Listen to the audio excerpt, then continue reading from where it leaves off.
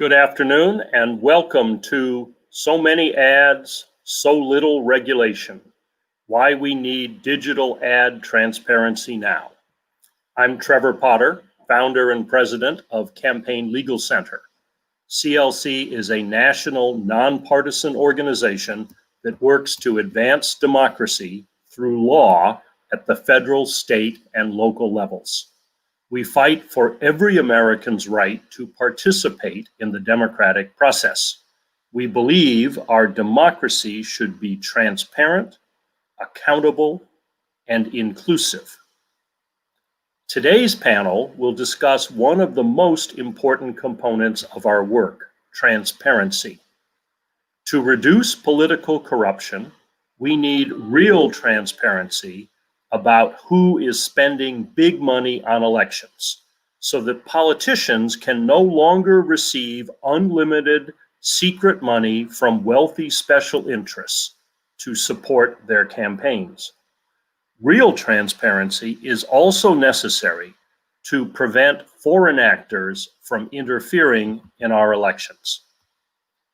During this year's election cycle, digital ad spending is expected to top $1.3 billion for political advertising.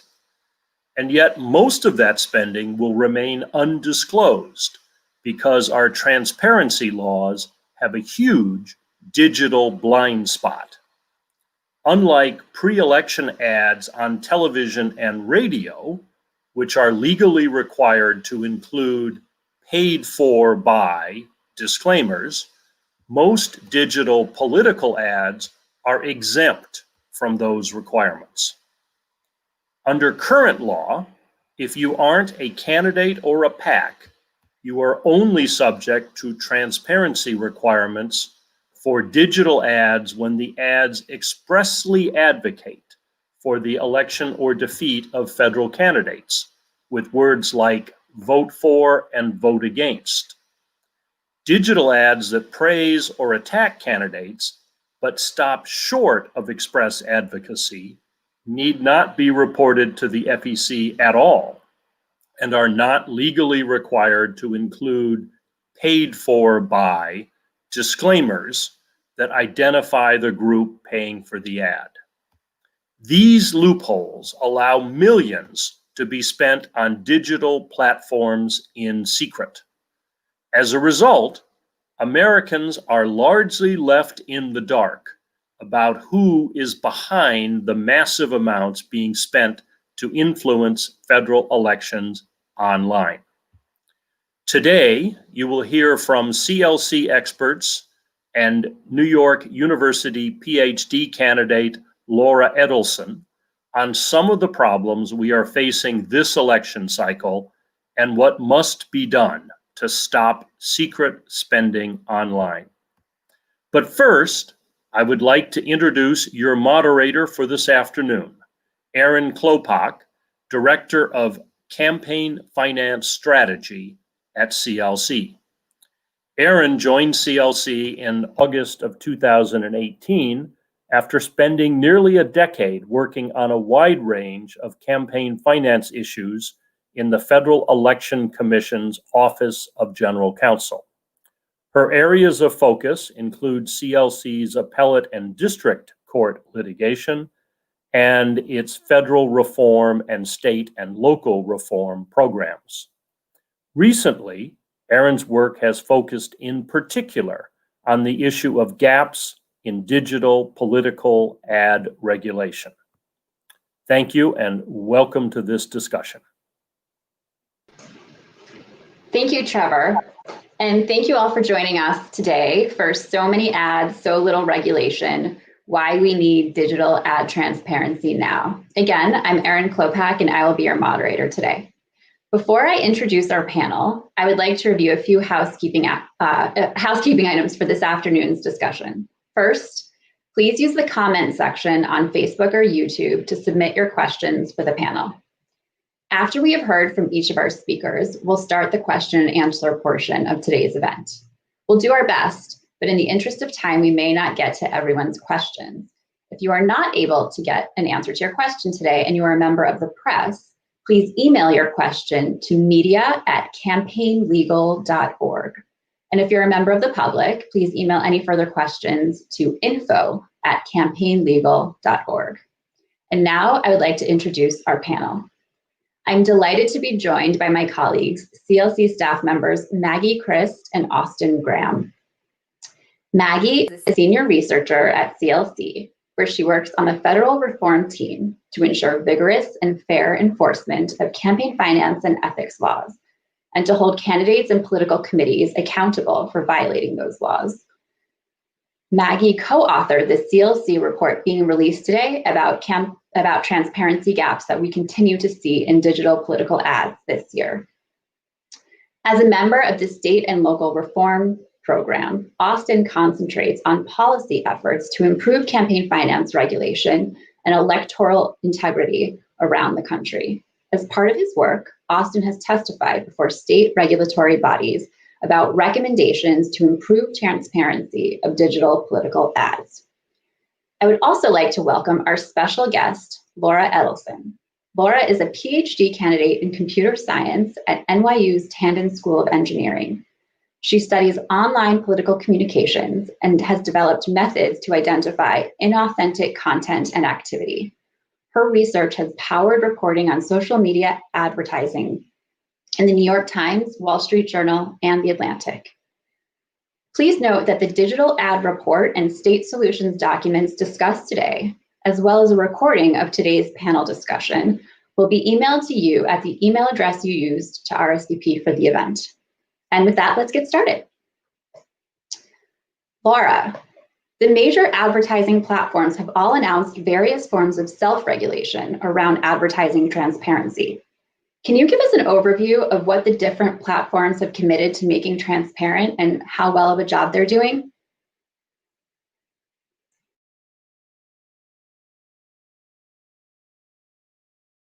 Sorry, Laura, you need to unmute. Hi. Yeah, thanks, Erin. Yeah, so in the US, we consider the major digital ad platforms for political ads to be just Facebook and Google, now that Twitter has effectively banned most political ads. And they've taken pretty different approaches to transparency. So Facebook includes in their disclosure and transparency requirements both electioneering ads of the type that Trevor gave us such a good description of, and also political and social issue ads, which is our current recommendation, that all of those things be included. So they make transparent most data that we would expect about those ads, but usually not as much as we would really like about advertisers.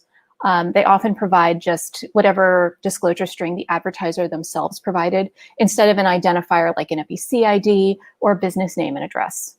They also don't provide any information about how an ad was targeted, although they do give us some limited spend and impression data. So we really think that there's a gap between what Facebook has publicly committed to and how things are working in practice is the implementation of the API for researchers to get at all that data. So the API from Facebook is rate limited to such an extent that it's really difficult to get all of the ads. It's not well documented, and it's just not very stable. So on the other hand, Google has taken a different approach to particularly the question of which ads they should include in their data set. They really only include ads about elections. So, you know, the stuff that Trevor mentioned, things that mention a candidate, but not anything outside of that. They do a little bit better in terms of what data about ads that they say that they're going to include. So they do include some targeting information, and they're better about identifiable advertiser information. The real issue for Google in terms of, again, you know, maybe the difference between what they've said they're going to do and how things are working in practice is that a really large number of ads in their data set, as much as a third at any given point, don't have the ad image and text available, which makes oversight of those ads pretty difficult. Google sells a lot of their ad space through third-party brokers, and it appears as though they really have not been able to figure out how to archive ads that are sold that way. So that's pretty tough. Laura, for the benefit of our viewers who may not be as familiar with the way all of this works, maybe you could explain a little bit when you use the words API and when you talk about targeting, what exactly that means. Sure. So digital ads are very often targeted by much narrower criteria than broadcast ads. So instead of buying, an ad on NBC on a show, you can specify that you want your ad. So for example, on Facebook, you could say, I want my ad targeted to people that Facebook thinks are politically conservative or interested in dogs, or maybe in this income bracket in this place. And the reason that targeting information can be important is that we do know that there are certain kinds of targeting that are more likely to be associated with problematic content. So that's why the targeting information is pretty important to us. And the other question was about APIs and modes of access. Yeah, so there are millions of ads in these data sets. And so Google makes their data available in just like a database that you can access. It's really easy. Facebook has a programmatic interface that I can write code to programmatically access all of those ads. But where that gets troublesome is if that API, that programming interface goes down very frequently, or maybe it just responds with incomplete data. That's where it gets tricky. So can you tell us how, in your assessment, the platform's self-regulatory approaches are working? Are they voluntarily making enough information transparent for researchers and journalists? Or if there's gaps, what do you think needs to be done to make them more effective? Yeah, so first, I actually want to acknowledge an advertising platform who, even if they're not really a major platform, they're doing a great job with transparency, and that's Snapchat. They make all the important data about ads that we recommend, such as ad targeting, identifiable advertiser information. They make all of that available. Their inclusion policy is really smart. It covers both electioneering and issue ads. And their disclosure is done in such a way that it's really easy for researchers to use. It's just like a file you download. That is an example I wish everyone would follow. But getting back to Facebook and Google, I would say that what Facebook is doing in terms of transparency is much closer to what researchers need than what Google is doing. So as I said earlier, there's definitely some implementation issues with Facebook in terms of how well that API works, and the fact that they don't include some pretty important pieces of information. But we can definitely get to where we need to go. With Google, the inclusion policy is so narrow because it really only includes electioneering content. They're excluding almost all the content that would be potentially misinformation from the get-go. So their data set is really not useful for misinformation researchers like myself. I think it's also substantially less useful for political researchers because so much of the digital ad landscape has moved away from being direct electioneering for, basically to avoid these disclosure requirements. Having such a narrow inclusion policy just misses so much that it's really hard to get a full picture of what's happening on Google. Thanks. Maggie, the new CLC report that just came out today documents some additional problems with self-regulation, such as gaps with platforms that aren't creating archives at all. Can you talk a little bit about the principal findings in the report? Thanks, Erin. So our new report focuses on documenting over a dozen recent examples of groups that are reporting hundreds of thousands of dollars worth of digital political ad spending to the Federal Election Commission, yet where only a fraction of that spending is actually appearing in the currently created digital ad archives like Facebook and Google that Laura was talking about, that platforms created in the wake of 2016 and significant public pressure. So what this adds to is accumulating evidence of what appears to be a growing transparency problem, whose most likely explanation is that more and more digital political ads are in fact running on platforms that have not voluntarily created archives at all, which leaves the public significantly in the dark about what messages might be being disseminated. So some of the examples that we highlight in the report include the major super PAC Senate Leadership Fund, which told the FEC earlier this year that it spent over $450,000 on digital ads that were expressly promoting the election of 7 Senate Republican incumbents like Mitch McConnell and Susan Collins. However, not a single corresponding ad mentioning any of those candidates could we find in any of the currently available archives like Facebook and Google. On the Democratic side, super PACs like Future Progress and Democratic Progress also reported together over $150,000 in digital ads that were promoting congressional candidates in the Midwest, but similarly showed no evidence of those ads in the available archives.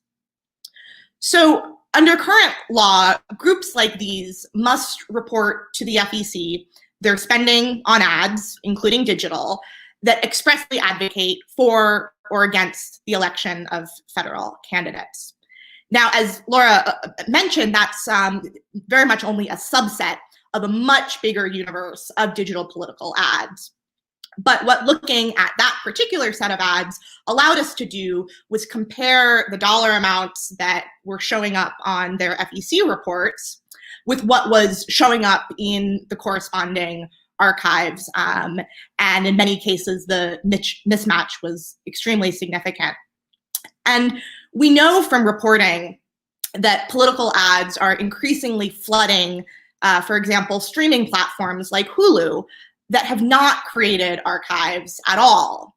But under the current patchwork and quite involuntary system, we just have no idea about the paid political messages that actors, whether foreign or domestic, might be circulating on those less transparent platforms. Are there any other potential explanations for this gap between what we're seeing reported in the FEC reports and what's available in Facebook and Google's archives? So when, say, a super PAC reports spending $100,000 on digital political ads to the Federal Election Commission, we don't get an exact breakdown of everything that includes. And certainly we would expect that some of that would go toward things like costs to produce the ad, maybe commissions for ad buying agencies or voter file purchases and other input costs like that. However, we would not expect such costs to account for anywhere near the size of the gaps that we're seeing. And in some cases, it's the gap is the entire amount of spending that these groups are reporting to the FEC. So this really does suggest that the most likely explanation is that these ads are simply running on platforms that have not created their own archives. And as I mentioned, we do know that such platforms anecdotally are hosting growing volumes of political ads. And just to emphasize, this is a problem for a lot of reasons. It's a problem because it means that journalists and watchdogs like Campaign Legal Center can't fully track the money. We don't have a full picture of the messages that a particular group is disseminating and whom they're targeting. And candidates themselves are also limited in their ability, if not completely precluded, from being able to respond or correct misinformation that might be being spread. In Trevor's opening remarks, he mentioned the different rules that apply for television and radio. Are we seeing the same transparency gaps with those types of advertising as we're seeing in the digital world? So the transparency gap that we're talking about here is particularly acute with digital ads, because a political ad run online can be micro-targeted and only seen by the viewers to whom it's targeted. This is the so-called dark ad phenomenon, as it's sometimes called. And this makes it difficult, if not essentially impossible, for anybody other than the particular targeted audience to obtain a copy of that ad and know what political messages a particular candidate or group might be disseminating. because campaign finance laws have not been updated for the digital age, there's legal record keeping requirement for these ads, basically. So what we have instead is this voluntary platform by platform archiving system, which is increasingly seeming to be insufficient. Now, by contrast, when a political ad is run on TV, there might be some targeting, say, to viewers of a particular show or program, but by the nature of the medium means that the ad itself is widely distributed and relatively available to the press and the public. That's just not the case with digital ads for the most part. But fortunately, while the problems are in many ways unique and worse for digital ads, the solutions we need are actually quite parallel to what the law already requires for broadcast ads. So specifically, we think that we need federal legislation that, one, mandates across-the-board archiving of digital political ads, and two, that houses that archive within a single government agency like the FEC, rather than private platforms. This approach would mimic the system that's already in place for political ads run on TV or radio, whose records are centralized in a public archive that's maintained by the Federal Communications Commission. Thanks, Maggie. So Austin, Maggie was just talking about gaps in the law at the federal level and solutions that we'd like to see, but at least as of now aren't seeing. What steps are the state and local governments taking to handle these issues at that level? Thanks, Erin. So in the absence of comprehensive federal action, we have seen a number of states step up to take measures that improve transparency around digital ads in their state and local elections. In terms of what's happening, there are really three buckets of state measures. The first is we've seen states updating their existing transparency frameworks so that digital advertising is really subject to the same rules and requirements that apply to political advertising on TV, radio, and print. The second big thing is we're seeing states passing laws that require the creation of digital ad archives like Maggie was just talking about. And then finally, we are seeing, especially compared to the FEC, a lot more proactive enforcement of disclosure laws to digital ads across the states. I'll also point out we have a state solutions document that's going to be circulated along with Maggie's report, and that'll include a lot more information and details about each of these state action categories. That sounds great. Can you tell us a little bit about each of them right now?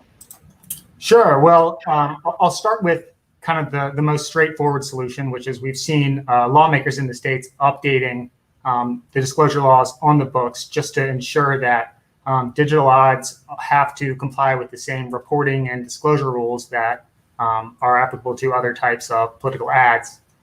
Right now, more than half the states apply at least some reporting or disclaimer requirements to digital ads.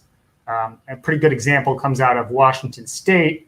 In 2018, their legislature amended several key definitions within the state election law to make sure that disclosure requirements clearly apply to paid digital communications related to Washington state and local elections. I'll note these updates are really important for voters in those states and localities to get more information about digital advertising, but they still don't solve the problems that Maggie just talked about at the federal level, as those fixes really need to come from Congress and the FEC.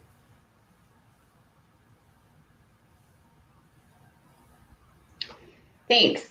Both Maggie and you, Austin, talked about the importance of a public archive of digital ads. Can you talk a little bit more about why that's so important? And if there are any examples of states that you think have really gotten it right, maybe you can share a little bit about that. Sure. Yeah, the digital ad archives are really a critical piece here to improving digital ad transparency and also really ending the phenomenon of dark digital ads like Maggie was talking about. So digital archives really have two big functions. First, they allow members of the public at large to access copies of digital political advertising along with information about the ad's distribution, cost, and who paid for it. And then second, these archives allow watchdog groups, journalists, and law enforcement to detect violations of campaign finance laws including when foreign nationals try to pay for digital advertising to influence our elections. So since 2018, we've seen digital ad archive laws passed in California, New York, and Maryland. And in a couple other states, New York, Connecticut, we've seen bills introduced. And what's out there in terms of existing state laws differs somewhat in terms of what's required for these digital ad archives. And a really big question that's emerged has been who should be responsible for maintaining the digital ad archive, the state government or the private online platforms where the ads actually appear. And for a number of reasons, we think the preferable approach is to require the state government to host these ad archives. The big reason for that is the state-hosted archive creates kind of a one-stop shop for the public to go to get comprehensive information about all digital advertising in that state's elections. By contrast, when you have multiple private platforms all with their own archives, a person who wants to really get a comprehensive picture of what digital ad spending looks like in a particular election will have to go to multiple different platforms' archives and comb through those. And as we've seen, the platforms vary somewhat in terms of the political ads available along with the information about those ads. So another, advantage of the state-hosted archive that I'll point out is it really removes compliance costs for smaller online platforms, which won't necessarily have the resources like a Google or a Facebook to set up a well-functioning ad archive. And notably, in 2018, the U.S. Fourth Circuit upheld an injunction against Maryland's digital ad archive law. And the Fourth Circuit pointed out concerns it had with the costs Maryland's law imposed on small platforms because the Maryland law really covered any online platform that sold political ads if it averaged at least 100,000 monthly U.S. visitors, which in this day and age is a pretty low threshold for digital advertisement. The Fourth Circuit's decision was very specific to the features of Maryland's digital ad archive law and also the plaintiffs in that case. It was a group of regional newspapers whose websites fell under that 100,000 or more monthly visitor threshold. But it's still, the case highlights a reason why having a state-hosted archive is really the better approach to that question. And in terms of the places that are getting this right, I'd point to New York State. They were among that early group of states to pass ad archive requirements. And how it works in New York State is the New York Board of Elections currently hosts an archive with comprehensive information about digital independent expenditure ads related to state elections there. And in addition to the New York State archive, we've seen city officials in New York City and LA create their own archives of digital advertising in their local elections. Thanks, Austin. So, I think many of us are familiar with the FEC being kind of notorious for ineffectual enforcement of federal disclosure laws. Can you talk about what the enforcement picture looks like at the state level? Yeah, it is a little bit of a different picture at the state level. Unlike the FEC, we have seen state officials taking proactive action to make sure enforcement happens in relation to digital ad spending. So a really good example comes out of Washington State, where the Washington Attorney General has sued Facebook twice in the past 2 years for the company's failure to comply with public disclosure requirements for political advertising related to the state's elections. So in 2018, the Washington Attorney General first sued Facebook for violating this law, and Facebook agreed to pay a $238,000 settlement fine in order to have the suit go away. And then shortly after Facebook reached that settlement with the state, they announced that they would no longer be selling political advertising in Washington State. However, fast forward less than a year, a local journalist with the Seattle Stranger found that Facebook was still selling political ads related to Washington State elections, despite its self-announced policy that it wouldn't be, and that on the request for information about those ads, Facebook was still not complying with the full range of information it was supposed to make public under Washington State law. So earlier this year, Washington's election agency, the Public Disclosure Commission, they referred the matter back to the Washington Attorney General, who who has since launched a civil action against Facebook for violating that same law that was related to the 2018 suit. So this month, the state court judge dismissed Facebook's request to dismiss the Attorney General's lawsuit. And I guess the Facebook saga in Washington really is a good example of how we have seen more proactive enforcement of disclosure laws for digital ads at the state level, and also kind of highlights a shortcoming where relying on private online platforms to make comprehensive information available just really isn't happening like we want it to. Thanks, Austin. Maggie and Laura, so, it sounds like we'd really like to see Congress step up and update the laws that apply to digital ads, but that hasn't happened. So I was wondering if you could each talk a little bit about what other steps might be taken at the federal level, maybe by the FEC, Maggie, or by the platforms themselves, Laura, to improve digital ad transparency as we wait for Congress to take action. Maybe Maggie, you can take the first crack. Sure. So I'll let Laura talk about the platforms, but I will just say from our perspective, I mean, we think a very important and easy step would be for platforms like Hulu that have not currently created archives, but that we know are hosting growing numbers and profiting off of political ads, should do so, should create their own archives. That would definitely help and bring some more transparency. Beyond what the platforms can do, the FEC for years, since 2011, has had a pending rulemaking about on-ad disclaimers on digital ads, that it's long overdue to address and formalize rules that would clarify how on-ad disclaimers apply to digital ads. Our report out today also additionally includes some examples taken from the Facebook archive that really underscore the important informational value of those disclaimers, because otherwise dark money groups, for example, can run political ads mentioning candidates shortly before an election that maybe run under a different Facebook page name than whatever their group name is, and without those disclaimers that disclose who paid for those ads, the public is really limited in their ability to know who's behind that.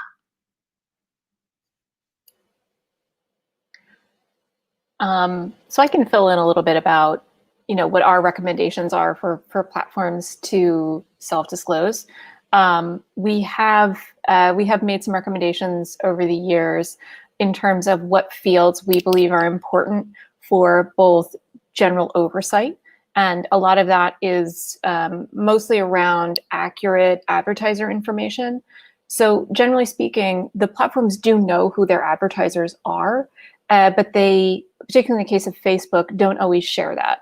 So where this really comes up is the disclosure strings that advertisers provide are often incomplete or inaccurate, or just not in a form that you can go and figure out, okay, how can I trace this to an FEC record or some other business record, right? Because one of the issues with digital ads is that there are many, it's very easy to set up an LLC, some other organization that does that, where it's not obvious who actually started that LLC, who funds it, and it's that group that's running ads, but it never runs any kind of ad in a regulated platform like TV. So that's one issue, just around actually making transparent who paid for a thing, which is pretty important. And I'd say the other area where our recommendations are not always followed is just in terms of one, the content, like which ads are disclosed. I think I talked earlier about how there's just so much content that is not pure electioneering, but is definitely political. And any human who looks at it knows that the context is an election, and therefore it's pretty important that it be disclosed. So there's that. But then, as everyone, as Maggie and Austin have been talking about, there are all sorts of small platforms that don't necessarily have the capacity for like a fancy web portal, but even making file downloads that should be much less expensive to implement, would at least help researchers. And there are lots of folks, like me, like we have, we consolidate a lot of information and make it available to journalists and to members of the public. And, so something like that of just even a very basic disclosure to researchers would really go a long way to increasing overall transparency.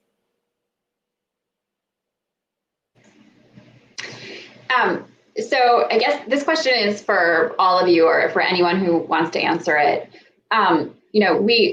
It's now been well documented that Russians meddled in the 2016 election through social media.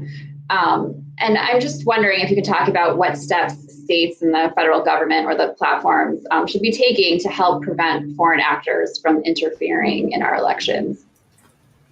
Sure, I can go. So, we have seen foreign meddling not just in federal elections, but at the state level as well.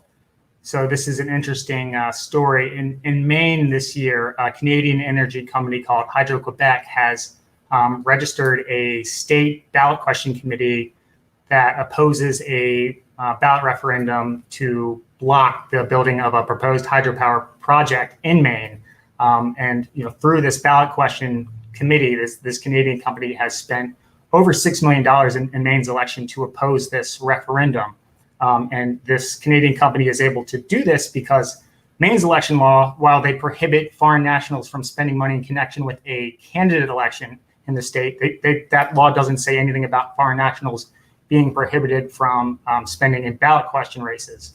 So in the latest twist here, the state Supreme Court did rule that the proposed referendum was unconstitutional under the Maine Constitution. But I think it really just, that whole situation highlights the need for states to take strong measures to really block foreign interference. And that includes when, prohibiting foreign nationals from spending in our elections, covering ballot question elections as well as candidate elections, and reaching, something like an electioneering communication where even if you don't have like express advocacy, the intent there is still really to influence an election. I'll note that federal election law technically prohibits foreign nationals from making contributions or expenditures in connection with any federal, state, or local election. But the FEC's enforcement of that provision has really been lacking, especially in connection with ballot questions. So, when states amend their laws to clearly prohibit foreign national spending, that allows state law enforcement to step in and fill in the gap there to make sure the integrity of their elections is protected against foreign meddling. Yeah, and I would echo that on the federal level. Until these digital loopholes are closed, our elections remain quite vulnerable to secret election spending online, whether from foreign or domestic sources. And foreign actors could feasibly be disseminating all sorts of paid political messages on platforms, say, that haven't created archives or that have significant problems in the transparency that they're providing, and the public would be in the dark. And when we don't even know what paid political ads are being run online, let alone who might be funding them, rooting out illegal activity becomes much more difficult. So we do think that federal legislation is really needed here to make digital political ads subject to the same transparency requirements that equivalent ads run on other media are subject to, so that watchdogs, journalists, law enforcement, and the public at large have a lot more information about the political messages that are being disseminated online and who's behind them. Yeah, and I'd just like to add that the platforms really need to do a much, much better job of not being reactive and being one step ahead of foreign actors who seek to interfere in our election. What happened in 2016 in the US election, what happened in 2018 in the midterms, what happened in the EU 2019 election, none of it was new, right? It was fairly classic information warfare, the kind of which has been going on for literally thousands of years. What's changed is that it has become dramatically cheaper. It has become really cost effective for foreign actors, right now, Russia, China, Iran, we know who they are, to use platforms that have a lot of user-generated content to interfere in our elections.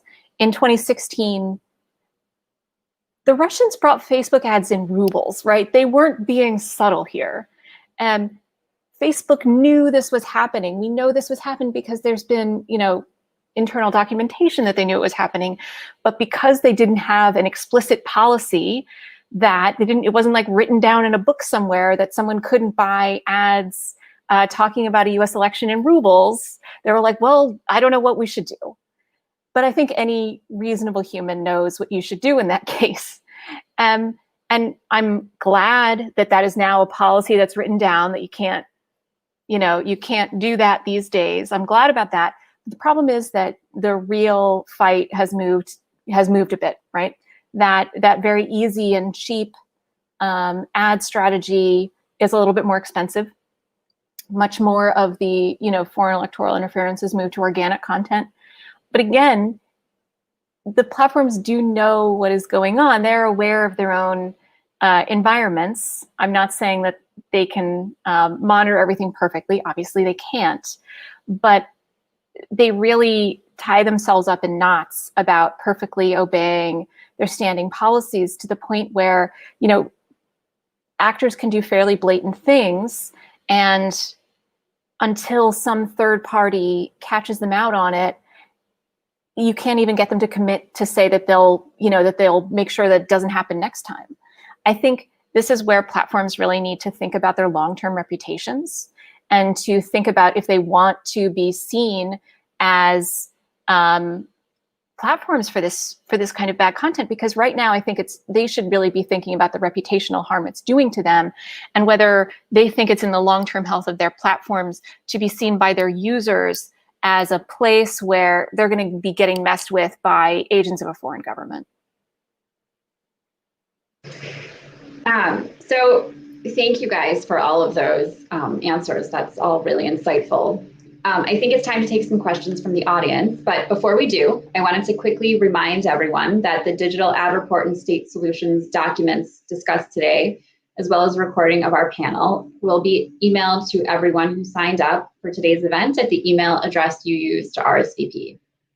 And now let's go ahead and take some questions from the audience. If you have a question for a member of the panel, please submit it in the comment section on Facebook or YouTube. And I think our first question is going to pop up on the screen. There we go. So the question is, I think it's for Austin, do most of the states actually have the ability to enforce disclosure laws related to digital ads? It seems that most states have difficulty in even monitoring and enforcing campaign disclosure.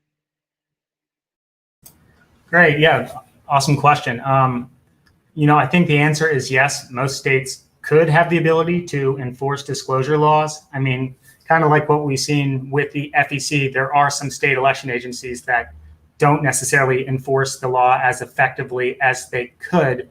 But in terms of, lawmakers giving state authorities the ability to make sure that digital ad spending is transparent, yes, that's absolutely possible. And, where those state laws right now aren't as good as they should be, I think it's really critical that lawmakers prioritize strengthening their existing enforcement procedures to make sure that law enforcement officials have the capabilities to make sure that digital ad spending in elections is really transparent. Thanks, Austin. I think we have another question coming.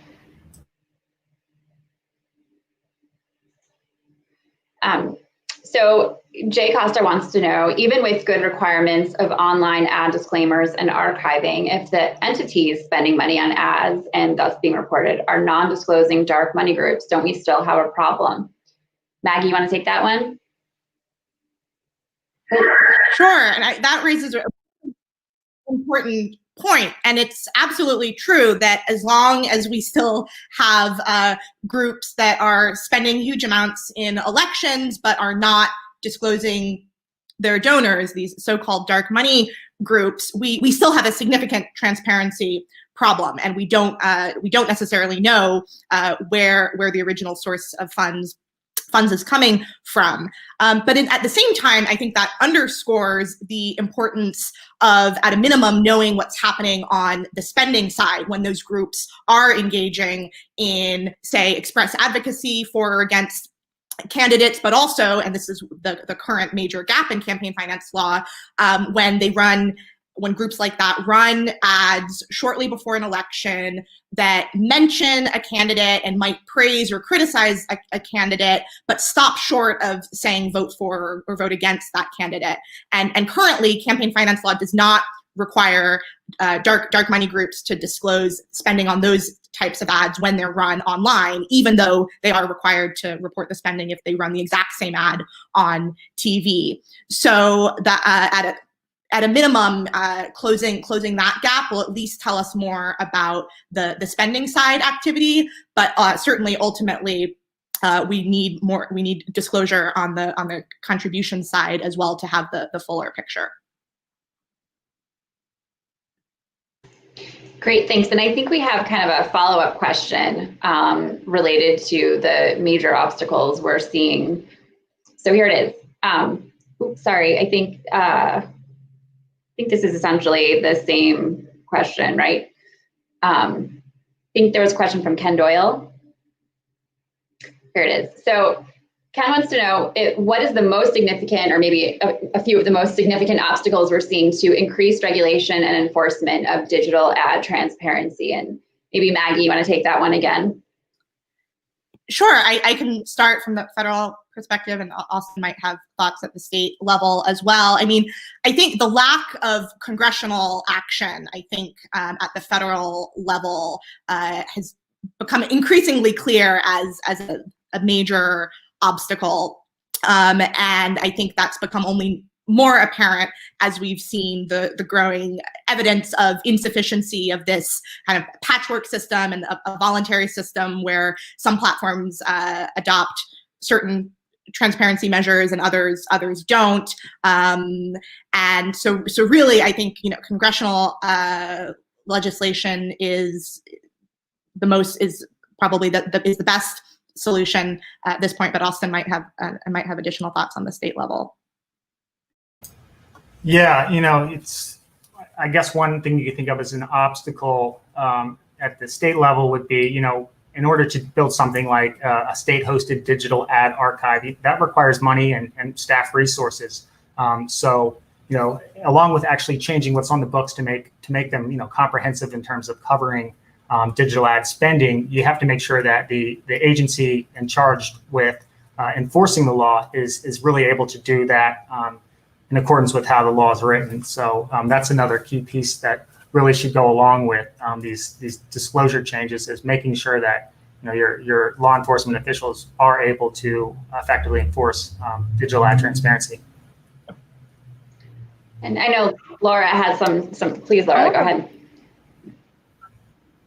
I have a couple really basic obstacles that I'm trying to figure out how to overcome now myself. One is, I don't actually think we have a great definition right now of what a political ad is. It's clearly beyond just pure electioneering, right? That is not sufficient. This is actually an area of open research for me.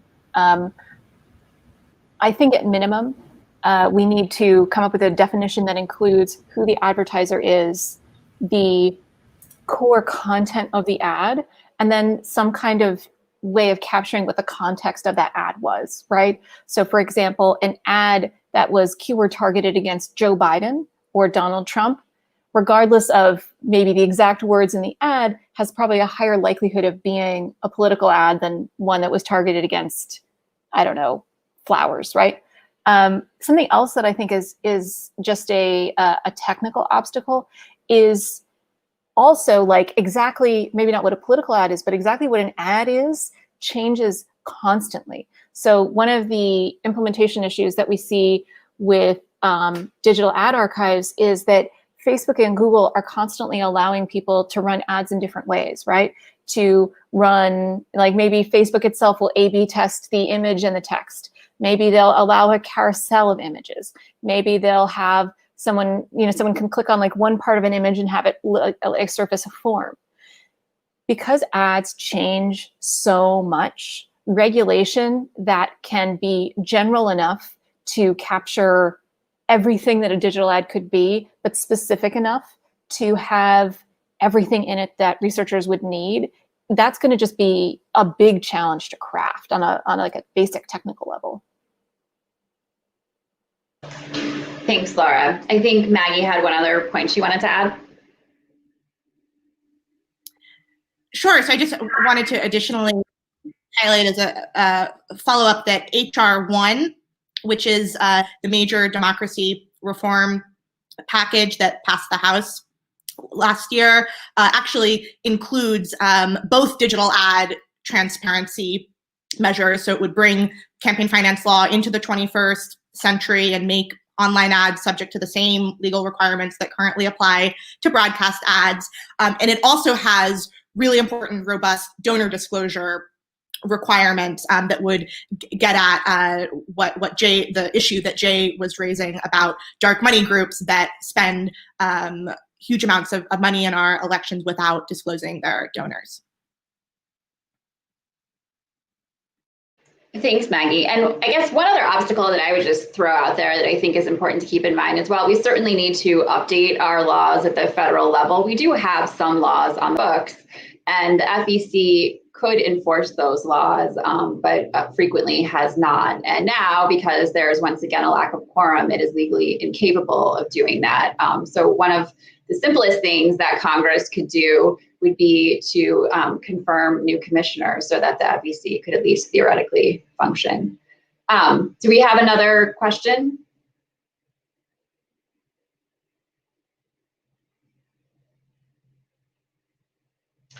Here we go. Our question is, Seattle recently expanded disclosure rules to include ads on legislation and some non-electoral issues. Do similar local laws offer a path to exposing dark ads and emerging platform advocacy issues? Austin, you want to take that? Sure, I'll start. And yeah, you know what Seattle enacted this year is a good start, and it definitely brings more information to Seattle voters about a wider range of advertising that most people would think of as political ads. Now, unfortunately, Seattle's ordinance only applies, to candidates running for a city office in Seattle. So the reach of that law isn't going to apply outside of that city. So, I think what is a more comprehensive change would be seeing, lawmakers at the state and in Congress passing similar measures to make sure that, really all elections have that kind of transparency around digital electioneerings and other kinds of ads. Anybody else want to add to that? Okay. Do we have another question?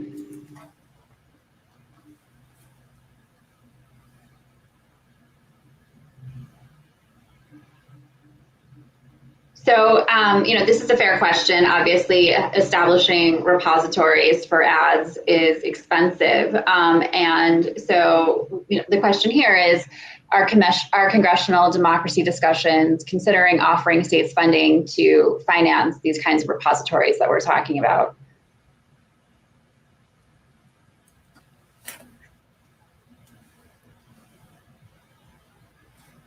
So I'm happy to, respond to that. I think this is a fair question, and obviously the fact that we're in the midst of an international pandemic, the financial constraints on state governments are serious. So this isn't something that I'm aware of that's been discussed, but it certainly is something that's important, and we think that it would make it such a crucial part of the transparency requirements to make ads accessible to the public. So it's certainly something that people should be talking about. If we don't have any more audience questions at the moment, I have another question that I can ask. So Maggie, the CLC report that was released today includes examples of another transparency problem, which we've talked about a lot today, dark money groups ads that are showing up in archives but not reported to the FEC. Can you talk in a little bit more detail about that problem and what can be done to fix it? Sure. So just to recap briefly, as Trevor mentioned, and as some of us have mentioned as well, if you're not a candidate or a PAC at the moment and you run an ad online that mentions a candidate shortly before an election but stops short of expressly saying vote for or vote against that candidate, that ad can remain shrouded in secrecy, even if it would be subject to legal reporting and disclosure requirements if run on, say, TV. So our report highlights, using the currently available archives, some examples of this problem. Using the Facebook archive, we found a number of examples of dark money groups that are running ads that fit in this exact category of the current loophole. And really just underscore why we need legislation like HR 1 that would bring campaign finance law into the 21st century and require disclosure of those that sort of spending. Thanks. I think we had one more audience question. So the question is, on Laura's point about the difficulty of defining political ads, would it be better if there was more of a focus on intent and how the ads are targeted as opposed to content? So we certainly think so. I think one of the places where we think particularly Facebook is not doing this quite right is they currently make their determination of whether an ad is political based purely on the content of an individual ad. And where this is problematic is there are politicians who our early research in this area, the evidence seems to be showing that users consider anything that a politician elected to high office says in an ad is political. But that really doesn't match what platforms are doing in practice. So some advertisers are really good about consistently declaring every single ad into these transparency requirements. But there are many advertisers, particularly advertisers who are perhaps inexperienced or new to politics. We see this a lot in state and local offices where they don't disclose any of their ads until at some point an ad gets caught and then they disclose like that one ad. We also see there are some persistent issue advertisers who maybe 10% of their ads get caught and the rest just slip through. I'm thinking particularly, there's some advertisers who really focus on gun rights. This is an issue that's even specified in Facebook terms that this counts as a social issue. And when users flag it, they seem to get into the archive, but something is not right in terms of how they're doing that detection. And we really just wish they would focus, a little bit more on not just purely the text of an ad. And we have a follow-up question about whether it's possible to take that approach under current laws, which focus more on content than intent. Maggie and Austin, any thoughts on that question?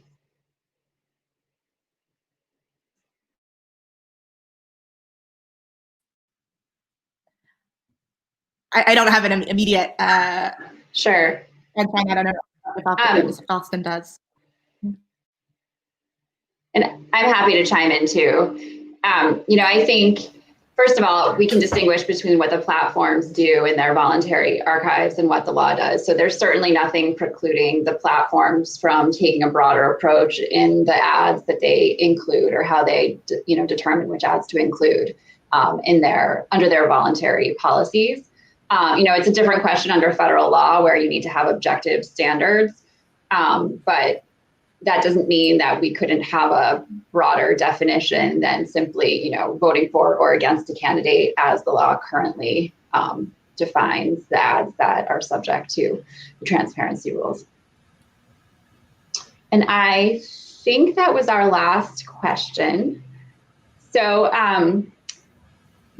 before we wrap up, I think the conversation today really highlighted the crucial importance of transparency in our democracy. Real transparency about who is spending big money on elections will mean more government accountability, less influence for wealthy special interests, and fewer opportunities for corruption. Real transparency for digital ads will also make it harder for foreign actors to interfere in our elections. Voters have a right to know who is spending money to secretly influence our vote and our government, and we must take steps to prevent Russia and other foreign actors from interfering in our elections. As we've heard today, digital ad spending is expected to increase exponentially as more and more communications move online. And while some platforms have taken some small voluntary steps to be a bit more transparent, we cannot continue to leave it to platforms to police themselves. Congress and the FEC must step up and provide basic transparency rules and enforcement that are essential to protect our democracy and voters' right to know.